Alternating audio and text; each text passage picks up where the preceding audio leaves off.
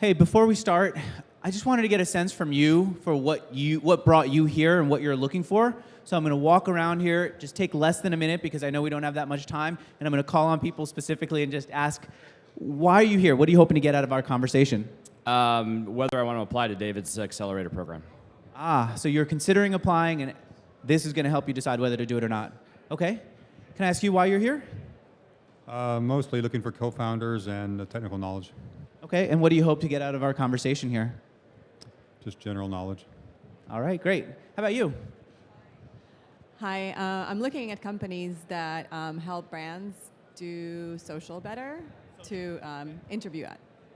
And what are you hoping to get out of this conversation? I don't know, I'm going to listen, see if I get anything out of it. Okay, is there someone here with a mission? Someone who's here hoping to get something specific? Yeah. One, learning about kind of the tech scene in San Francisco in general, but recruiting, and then also kind of debating whether to go the bootstrapping route or use an accelerator. To go bootstrap or use an accelerator. So we have a web design company, and that kind of funds our internal projects. Test a bunch of businesses out with our spare time. He's got a consulting firm, right? And you want to know whether you should continue it as a way of funding your business or go into an accelerator. All right, I think we've got some good insights here. I'll keep popping in and out of the audience. But first, I want to make sure to introduce you to David Bookspan. He is the founding partner at Dreamit Ventures. You guys are located in Philadelphia, New York, Baltimore. Austin and Tel Aviv. Austin and Tel Aviv, too. All right, give a big round of applause to David. Thanks, Andrew. Hey, before we get into Dreamit, you were an entrepreneur, right? I consider myself still an entrepreneur. Okay, In that right. I have a startup going called Monetate, and we've got 200 people. It's a marketing platform for e-commerce. We're up to about 200 people, have 45 million in investment that we've taken in, and more than a third of all of the transactions between Black Friday and Cyber Monday during this past holiday came through Monetate. So it's doing pretty well. Where did the original idea, and by the way, hold the mic up real close, try it. How's that? Yeah, better. Where did the idea come from? The Monetate idea was Yeah. actually the typical evolution of an idea. My prior company was Bookspan, and that was an aggregation of court docket information that we parsed out the data elements and sent and created databases and notification services around that. Obviously, a product for the legal market, and the original idea for Monetate was for high-value content providers, would we be able to tell enough by what was coming across in the browser session to have some specific paths that we could send the visitor down.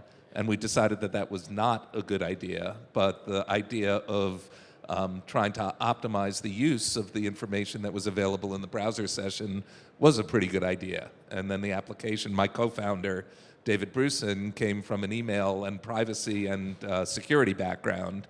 And in looking at a bunch of different markets, e-commerce seemed to be a terrific one. So David, 2 companies. Did you go through an accelerator at either one of them? No, because they didn't exist. So And you did well, so why does anyone here in the audience need an accelerator if you did phenomenally with two companies? Excellent question. The first company was pretty much a rocket ship. We started building the product in 1996, launched it commercially in 1997, and sold the company in June of 2000. For how much? I can't tell you, unfortunately. More than 100 million? No. Okay. But we did not take any financing in that business. Accelerators didn't exist then, but remember I said we started in 96 and we didn't launch until 97? Mm-hmm. An accelerator, I think, would have gotten us there a whole lot faster. Why? What would an accelerator have done? Give me one big thing that it would have done for you. I can give you lots of things, Okay. but if you want one big thing, it's the relationships as well as the mentoring. So the people who come into Dreamit, for example, a Scavenger, an Adaptly, SeatGeek, a bunch of these Dreamit companies all have access not only to the coaching of the partners, and we have 10 partners at Dreamit, who combined have founded 21 companies. So there's a lot of muscle memory there about how to launch a business. But you have access to their networks as well.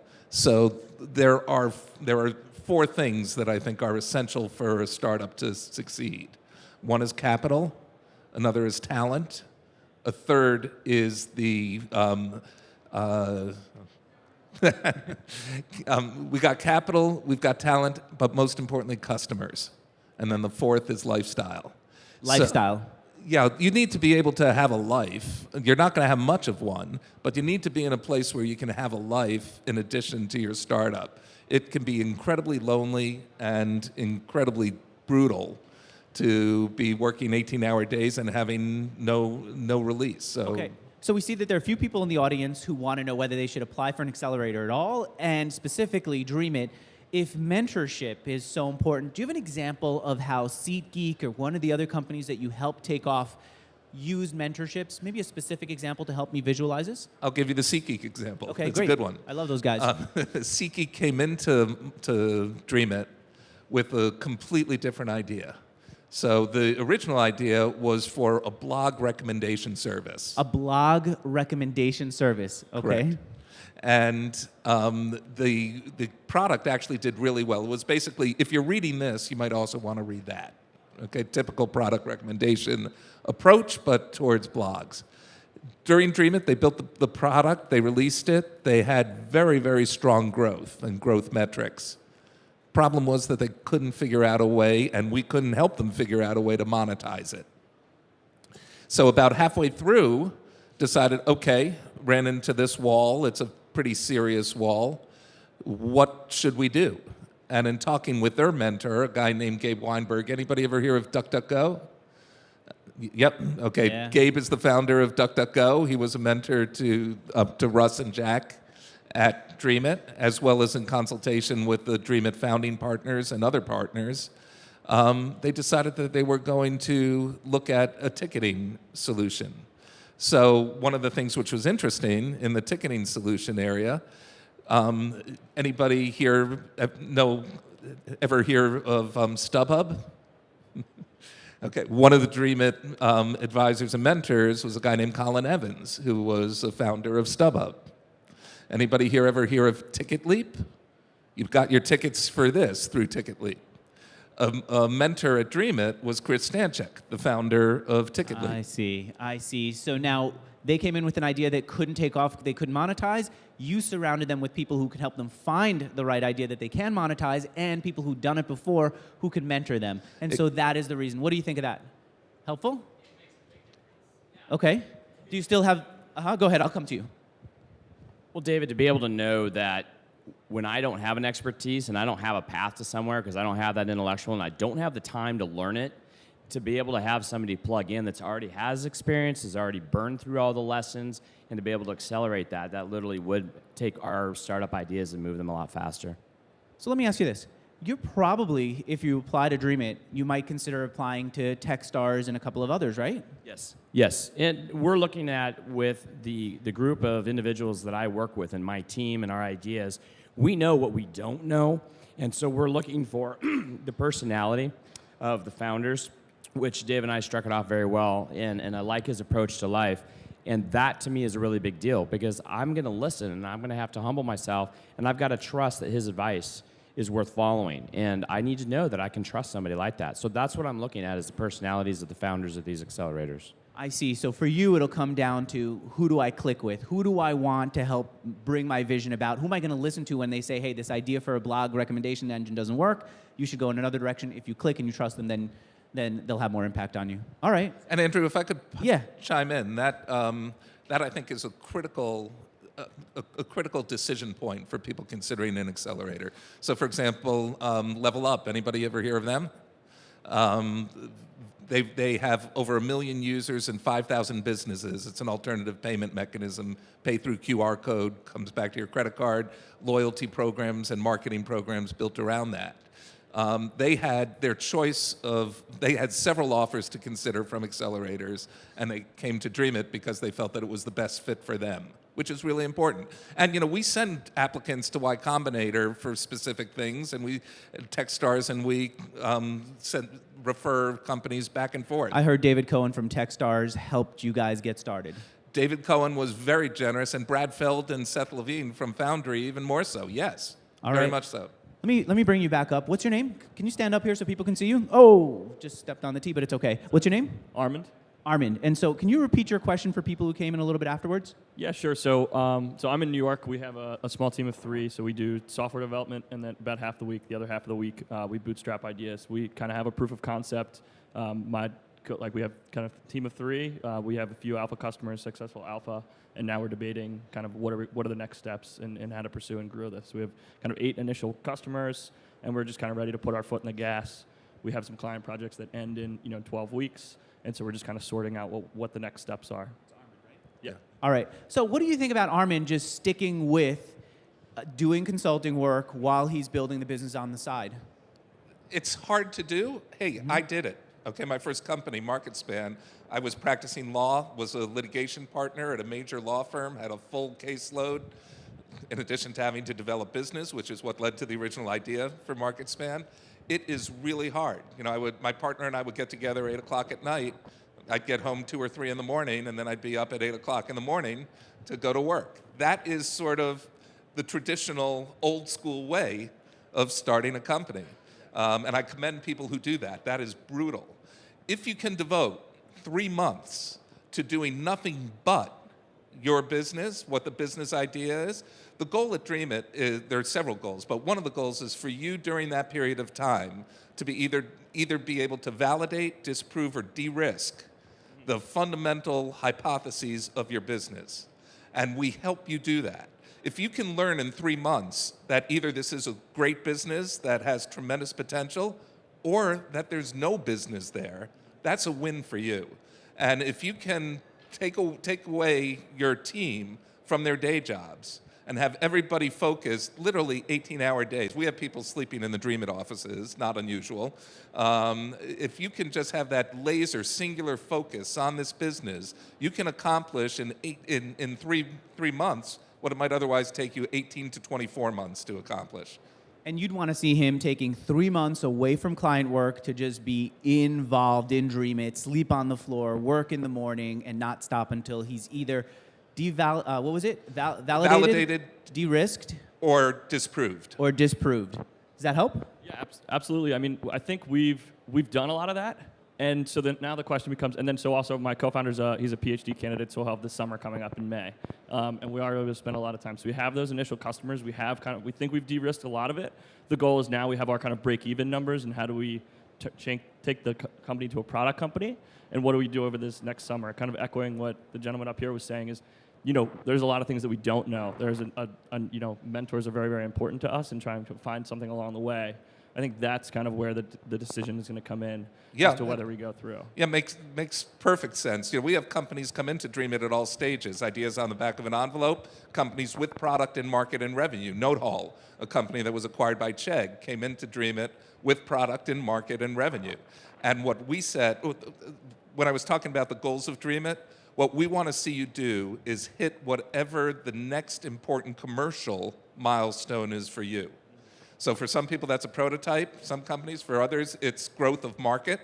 And what we want to see you do is set those milestones and then help you achieve them. So if you're satisfied you have product market fit, then the goal would be to expand the customer base. And if we have the resources to help you, then it would make sense. If we don't, it doesn't. Thank you, Armand. One question while you get your seat. He won't be able to come until the summer because his co-founder is in a PhD program. Is there something he can do with Dreamit over the next few months while he waits so that he can get someone to bounce ideas off of, someone to act as a mentor? Is there a way for him to engage with you guys before he fully is in the program? I really thank you for that question because applications are now open for Dreamit New York and Dreamit Health Philadelphia. Dreamit New York is a summer program. It runs from May to August. Dreamit Health will run from July to November. It's a 4-month program focusing on healthcare IT. Once we accept, applications will close in mid-March. Once we accept a company into Dreamit, we start working with them. So the first thing we'll do is source a mentor for you. And I'm delighted to see one of our mentors from Dreamit Austin last year is in the crowd. So we will source a mentor who we feel fills in the gaps that you have. So if your goal is grow customers, grow a customer base, we would look for someone in your market. If we don't already have, we have lots and lots of mentors. So if we have someone, great. If not, we will source a mentor specifically for you that would help you because they have great relationships with customers in your space, things like that. By the way, you are a mentor at Dreamit? Yes. What's your name? Nick Terzo. Nick, would you mind standing up for a moment? What kind of mentorship do you offer at Dreamit? What are you working with people on? The thing I worked with was a company that was trying to do video in the video space and music. So it was much more of a consumer. Okay, video, consumer, and Dreamit. If people here have questions about either of those or any of those three, would you be okay if they walked up to you and started asking and getting help? Absolutely, and I got to say, he is one bright guy, and I mean, we learned the partners there have such decency, the way they treat the companies that are in the class and the mentors. It's quite remarkable, so thanks, David. And Nick will also tell you, we asked a lot of Nick and we ask a lot of all of our mentors. There are two groups of mentors, one which is dedicated one-to-one to the team. We ask them to spend 3 to 5 hours a week with that company, so it's a hell of a commitment. The second is a group of ad hoc mentors, just people who have mentored in the past and are friends of Dreamit, who have agreed to be available for a specific issue or a specific question. So the companies have access not only to their dedicated mentor, but to the entire reservoir of talent. David, how much time do we have? I don't see the timer there. We're at 5 minutes. 5 minutes. Oh, that's plenty of time. I see a couple of questions here. You had a question first. You want to stand up? Why don't you introduce yourself first? Hi, I'm Dan Driscoll. First, thanks for coming to Austin. We've gotten a lot out of it, and the Swedish team that's there now taught me how to code, so thank you. Excellent. What beyond like Dreamit Health? You have all these different cities. If someone could do any Dreamit, how do you think that they should be picking city by city, and what are you looking for on that fit? Again, a great question. Yeah. Thanks, Dan. First of all, different programs, like the health programs, I think are pretty self-explanatory. Those are mostly healthcare IT and healthcare some device. The healthcare IT programs, our partners in that are Johns Hopkins, you guys might have heard of them, Kaiser Permanente, Independence Blue Cross, Penn Medicine, Northrop Grumman. So companies that are doing healthcare IT have access to data and resources that you could only dream about having access to, no pun intended, otherwise. Dreamit Israel, that program is really more focused on companies that have already built companies in Israel but need to open US or global markets. With respect to the general accelerators that we run, Dreamit New York, Dreamit Philly, Dreamit Austin, it really depends convenience-wise what's for you, but I would encourage you more to think about where your customers are. Now, a lot of it is timing also. You may be at a stage where you're ready right now to go into an accelerator, or you might be, like my son Jesse, at a stage where he's just putting together his team to fill out the idea. And if you're at that stage, you're probably a little early, but you want to think 6 months from now, where am I going to be? And you have to time your applications based upon where you're going to be at that point in time, and can an accelerator help you achieve that next commercial milestone? David, do you have any entrepreneurs who are in the program or were in the program before who are at launch today that maybe anyone who's interested in Dreamit can go and get to know? You know, Rodrigo is here. I don't remember what his current company is. If somebody could look up Rodrigo Fuentes, he was with a company called Deja More, which was a Dreamit New York company. That company that company is still going on, but it's more self-sustaining, and he's working on another business. He's here. I'm not sure if there are other Dreamit alumni here. The reason I ask is I've noticed that past participants in Dreamit are very helpful to people who are considering being a part of it. How helpful is it for the entrepreneur who's going to apply to talk to someone who was a part of it before? Two points on that. The first is I would encourage you to talk to alumni of any accelerator that you're considering. because the accelerator should really be able to help you. Either, some accelerators are more branding plays, others are more of a franchise operation. Whatever it is that you need, you should be looking for and talking to the alumni of that accelerator to see if they got it, number one. Number two, I'm sorry? I can't. What is the name of the company? Feature Kicker. Feature Kicker, thank Great. you. That's All right. Rodrigo's new company.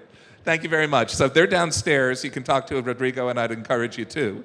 So actually, they're not downstairs, right? You're just. They'll be presenting on stage. And I think we have time for one more question. Do you have a question here? All right, yeah. What is it? What's your name first? My name is Jessica. And I'm wondering, is it essential that all members of the team are there during the 4 months? Yes. When we say all members of the team, the critical members of the team. So some people may have 3 developers, and we'd like them all to be there, but at least the lead developer has to be there. But we do require that we don't care where you work, but if you're in Dreamit New York, you've got to be in New York during that full period of time. There's both a network effect within all. There's a little bit of magic that happens when you're sitting in a room with 50 other entrepreneurs. Okay, if the team next to you, the company next to you is pushing product, and you haven't gotten yours out yet, you're going to work a little harder that night, So there's both incredible collegiality as well as competitiveness, and a healthy competitiveness that goes on, but that does require you to be present, not necessarily in the office. In fact, we push our companies out into the market. As our approach is, we want you talking to customers before you write code, and we want you talking to as many customers as possible. Before you fall in love with a feature, make sure you're addressing a need or a want among that customer base. So get out, talk to customers, come back, write code like crazy, launch, learn, repeat. All right. David, will you be here for people to talk to? Unfortunately, I will not. I've got to head to the airport, but my partner, Erica, Can you stand up? Erica's here and would be delighted to talk to any and all of you. So I hope that you will consider applying to Dreamit, and if it's a great fit, I look forward to working with you. Thank you, David. Thank you. You bet.